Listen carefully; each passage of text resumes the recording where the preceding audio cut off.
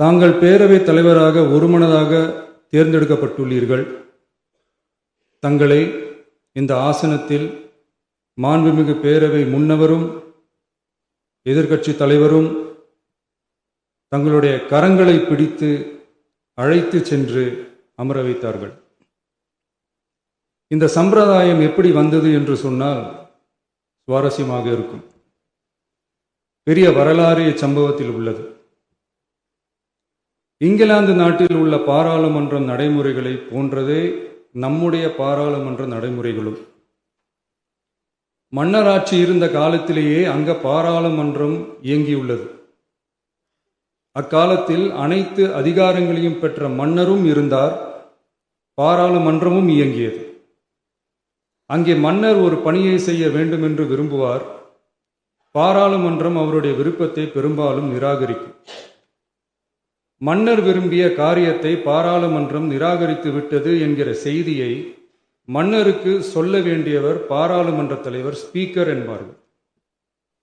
பாராளுமன்றத்தின் கருத்தை மன்னரிடம் சொல்ல வேண்டியவர் ஸ்பீக்கர். அதற்கு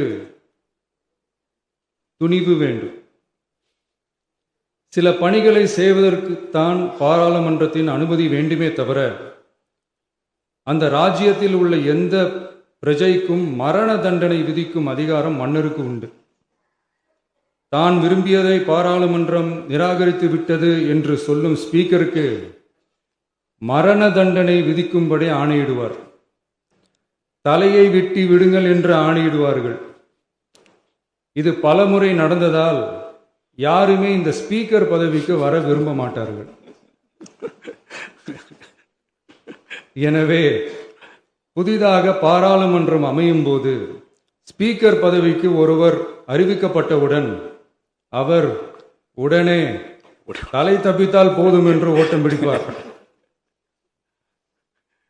அணை முன்னவரும் எதிர்க்கட்சி தலைவரும் அவரை தடுத்து நிறுத்தி அவர் கைகளை பிடித்து இழுத்து வந்த ஆசனத்தில் அமர வைப்பார்கள். இதுதான் அந்த காலத்தில் இருந்து வந்த மரபு.